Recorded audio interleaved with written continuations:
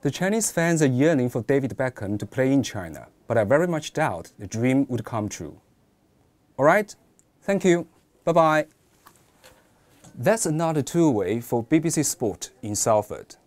I've always wondered what happens at the other end. Let's go to catch the next train up north.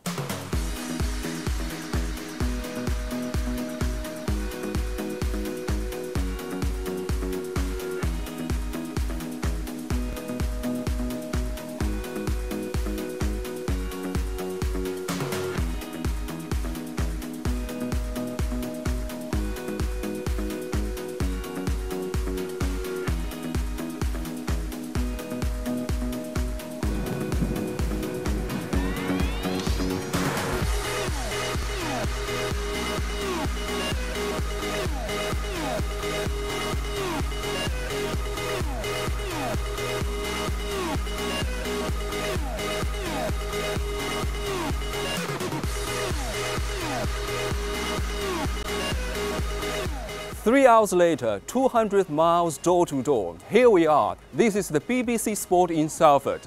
Until very recently, this is a rundown area. Now this is a high-tech multimedia building. Let's go inside to find out more. All of BBC Sports News has been brought together on one floor, operating 24 hours a day. Well, the World Service Sport team were one of the first teams to move in here in October 2011. They were joined by colleagues from television who were doing the sport for World TV News in March 2012. And these guys work very closely together, as well as linking up with the guys in online and people working across domestic sport as well. Within a very quick circular motion, you can get around everybody in a couple of minutes. You're not walking up several flights of stairs as we were at Television Centre, or finding people who are in different areas of the building. It allows for a much closer working relationship with everybody who works at BBC Sports News. Every morning at 10 a.m., the global sports team gather to plan the day ahead.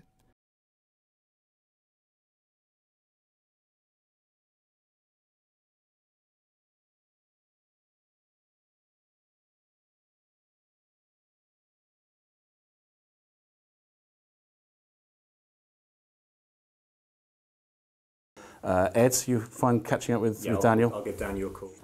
Given that Summit's not... Hi Daniel, it's Ed. Have you seen this Danilo story? The one-year jail sentence for abusing an opponent? Yeah, we'd like to do something on that. All right, we'll speak later. I'll let you do a bit of digging, but that's brilliant, mate. Excellent, thanks.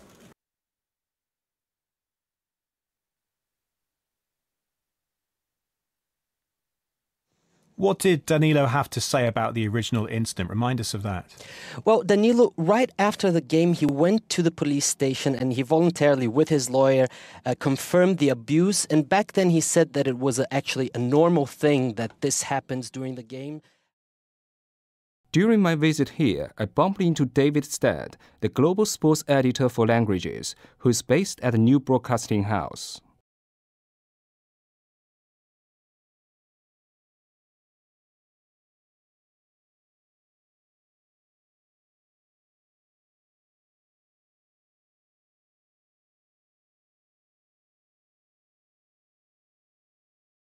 What does that mean in practical terms?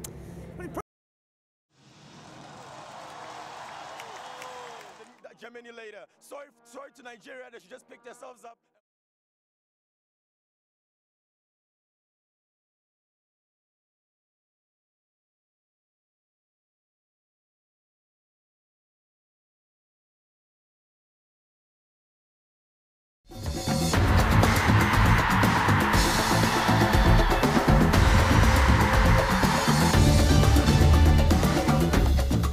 Hello there, you're watching Sport Today with me, Reshmin Chowdhury. Coming up on the programme. Salford produces regular sport bulletins for BBC World News, but with the development of Language Services TV output, there are now new opportunities for collaboration.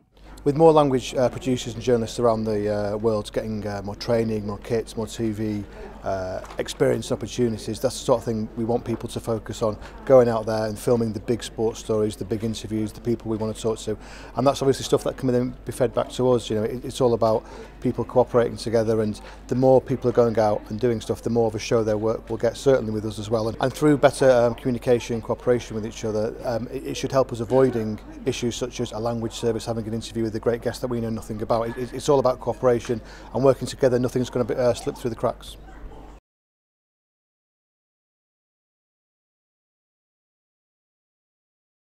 Salford is also home to Sport Interactive, which is responsible for most of the global sports output online.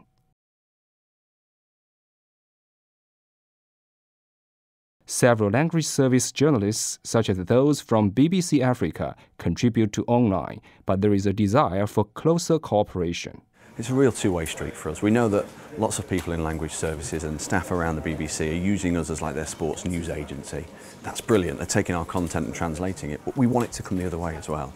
You know, you will have great stories out there, be it in Delhi or wherever these offices are all around the world. Then come on, tell us about your journalism, because as much as the interest is around the globe in the English-based stories about the Premier League, there's also a lot of interest here and internationally for the stories that we can pick up.